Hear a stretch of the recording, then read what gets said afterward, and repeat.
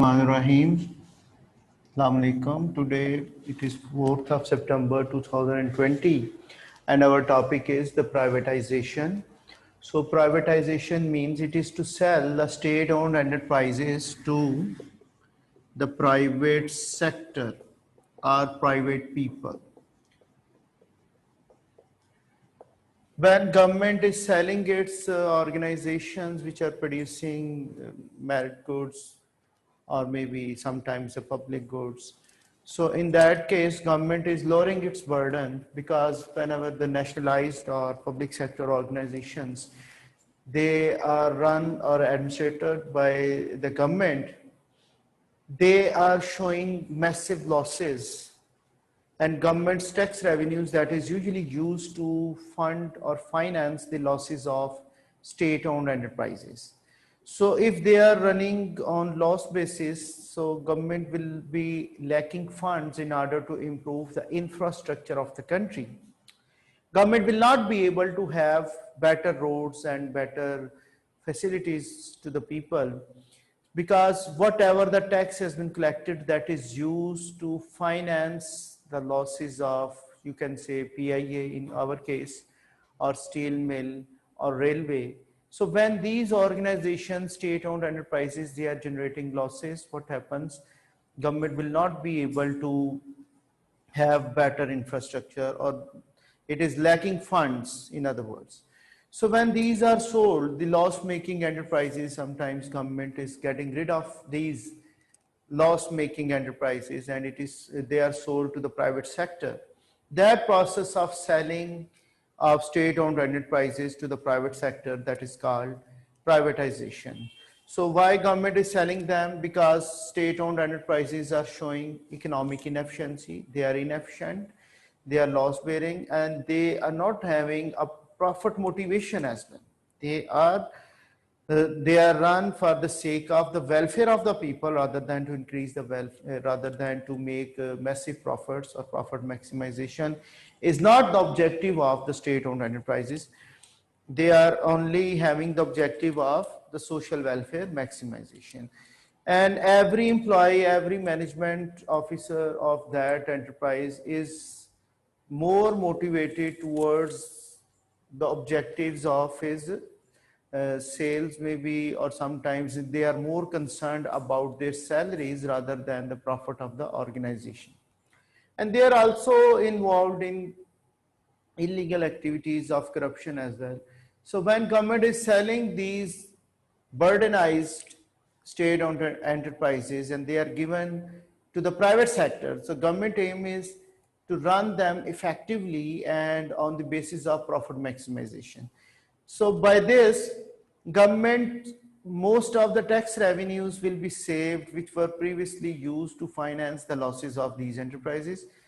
And instead of financing them, now government is able to earn money through privatization proceed.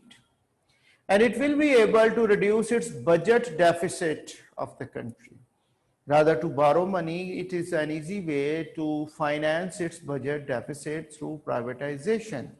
And instead of financing them, now government will be able to collect more taxes from these privatized firms. So what are the methods of privatization? First method, that is called deregulation. Deregulation. Second is called direct sale. Direct sale of state-owned enterprises. Third is called contract out. And last is called franchising.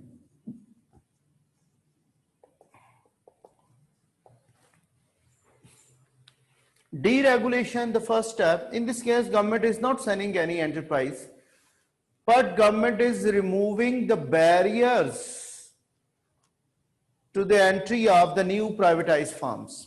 I can give you one example. Previously, there was only PTV, which was providing us news services and entertainment services through televisions. So no private channel was allowed to run television services. Later on, when government deregulated the market, Deregulation means the barriers were uplifted. Now private channels were allowed to telecast their transmissions. So we are now having more private channels along with public sector channel, which are providing us better news services, entertainment services on electronic media. So we say deregulation means when barriers from the entry of new privatized firms, private firms, they are uplifted. The barriers are uplifted and now government is allowing competition in the market. The private sector will be allowed to start the businesses in the business environment on the basis of profit maximization. So private sector investment will be encouraged, and by this more employment opportunities will be created, and now government will also be able to have more tax revenues out of these channels or these firms which are privatized now in the private sector. So deregulation is a tool of privatization in which government is uplifting the barrier from the entry of the new private firms into the market. So if we say government is uplifting the barriers of electricity production, then more private sector firms will be producing electricity in our country, and shortage of electricity can be removed, like we have done in case of television services. We are having more than 100 private channels in our country. And in India, you can find more than 500, 600 channels which are providing entertainment services to their people. So deregulation is actually allowing the private sector to increase their investment. So it is only the uplifting of the barriers for the entry of the new firms.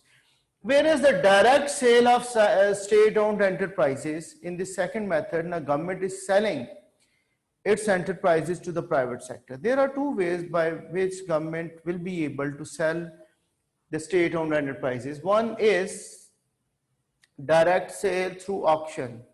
Like the smaller enterprises, they are auctionized. Government is announcing that this rest house, this restaurants and these types of other smaller organizations, they will be auctionized, show your bidding and show your interest to buy.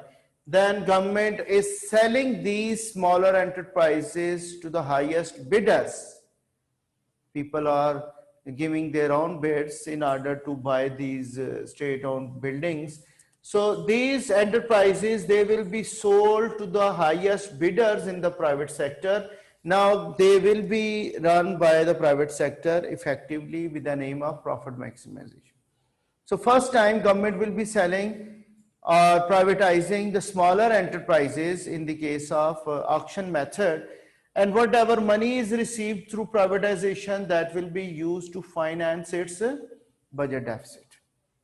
In the first case, government was receiving money in the form of authorization of the new firms, that they are registered firms in the private sector, and in that case government is now collecting money, but here government is directly collecting money through sale of the enterprises.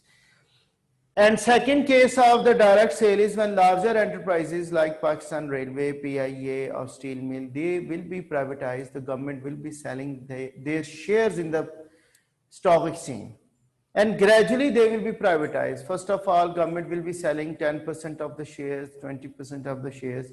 When more than 50% of the shares are floated into the private sector and now they are owned by the private people, then we say now that firm is not in the hands of public sector, but now it is in the private sector, and now its CEO or managing director comes from the private sector. So we find this thing that direct sale can take place by issuing shares into the stock exchange, and by that they will be able to sell their shares, and now the larger firms will be privatized and government will be having less role until unless it is selling all the shares to the private sector. And once it is more than 50% of the shares are in the private sector, although government is also sitting in the board of directors meeting, it is also the shareholder, but the main decision making will be made by the private sector. So this is the direct sale through auction or through selling the shares in the stock exchange to make the firm as a public sector, public limited firm or private limited company. So that is another case. The contract out means what? When government is rendering different types of state contracts to the private people in order to produce the goods or services for the society. I can give you one of the example. Government wants to construct a road from this district to another, or government is going to construct a motorway from Lahore to Sialkot or to anywhere else, or government is going to have construction of university in our city of Sialkot. So in that case, what happens? Government is asking the private contractors to show their interest whether they will be able to construct for the government at lowest possible cost. So different contractors, they will contact the government offices. Government is announcing or government is advertising different types of tenders in the newspapers, and now the contractors, they are applying to get a contract of construction of a road or construction of a bridge or construction of a building, airport building or anywhere. So government is releasing funds and it is making it possible that more roads could be constructed through contracting out. Because if government is constructing roads by its own means, so in that case it has to hire more workers, more machinery will be employed, and it has to spend more money on the capital equipment to construct roads. So at one time, government will be able to construct only single road, and it may take more than 1 year, 2 years. So efficiency of the government work will be less and less because that is less profit motivated. So when it is contracted out to the private sector, now government is monitoring the activities of the private contractor. In this case, government is issuing a contract to the lowest bidder. Keep it in mind, when government is selling, government is selling it to the highest bidder.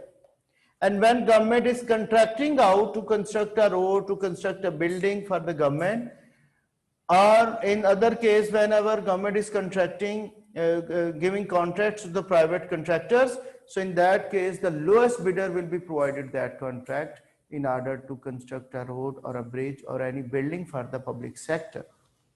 So contract out. Now contractor will be spending money, whatever government is releasing funds to that contractor. So he is reducing the cost of road construction, and out of that fund, he is also keeping his own profit. So he is actually profit motivated.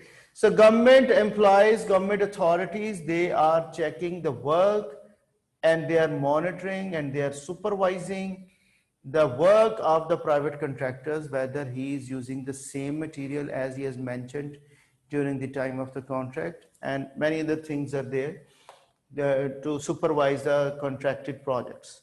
So these three, now the private sector is working for the sake of the government, and now it is improving the quality of the product as well, and now they will be more profit motivated, and they are going to spend money by taking it from the government or public sector, and more things could be produced through the private sector, rather government is producing them by its own. So franchising means what? When government is issuing franchise business to the private people. Like I can give you one example, like PIA is a state-owned airline. So it is necessary that state-owned airline should be selling its tickets to the traveler by their own offices. But what happens, government cannot open too many offices in different parts of the country. So they ask the private people to get the franchise of this PIA. So in that case, if I take a franchise of PIA, then I will be selling tickets on behalf of PIA, which is a state-owned enterprise. So this franchise business is fulfilling all its expenditures by its own, and now government will be allowing to work on its behalf to the private people, and they are also more profit motivated as well. All right, I can give you another example, like sometimes we say Franchise business is that you might have seen the utility stores. They are usually state owned. So if you are applying for a franchise of your utility stores, the government will be supplying you the goods.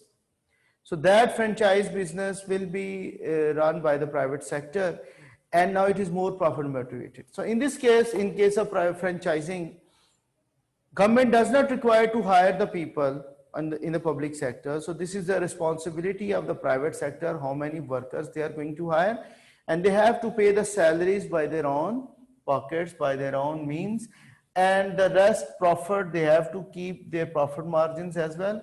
And government is issuing a franchising business rights to that person, and in that case now it will be more effectively run. So all these methods, deregulations, direct sale, contract out, franchising, they are they are the methods of privatization proceed. And once the more private sector is involved in the economic activities, then the decisions of what, how and for whom to produce, they will be made by the private individuals, the private producers in the market. They will be deciding. So what next government will be doing? Government will be approving the regulatory authorities. Regulatory authorities. You have authorities which will be looking after the activities of these privatized firms. All right. Like I can give you example, PTA, Pakistan Telecommunication Authority, or PEMRA. You have heard this name many times, PEMRA. Pakistan Electronic Media Regulatory Authority, PTA, Pakistan Telecommunication Authority. Before the year 2000, we were having Pakistan PTCL as a single supplier of telecom services. So once government has allowed the private sector to launch the cellular services in Pakistan, now they have also made an authority which is checking the activities of these privatized firms. How are they facilitating the consumers? And if they are not facilitating the consumer, then they have to pay the heavy fines to this authority. PEMRA means Pakistan Electronic Media Regulatory Authority. They are looking after the activities of television channels. All the electronic media channels, they are monitored by this authority. They have laid down their rules and regulation to these channels, and if they are violating, then PEMRA will be imposing different types of fines. Okay, annual subscription fees or licenses, they are also issued by these authorities, and they are also generating revenue for the government. So this is about privatization. We have concluded our online lessons till today, and I hope so by the 15th of this month we will be able to start our regular physical classes rather than online classes. So that's all for today, and we will see inshallah in our next class, I think so, in the school as well rather than on an online classes. We hopeful that government will be deciding the opening of schools and universities by the next week, inshallah, or by the 15th of September. Then we will be having more physical classes rather than these online classes. Thanks all for today. If you have any questions, you can raise in this question answering session.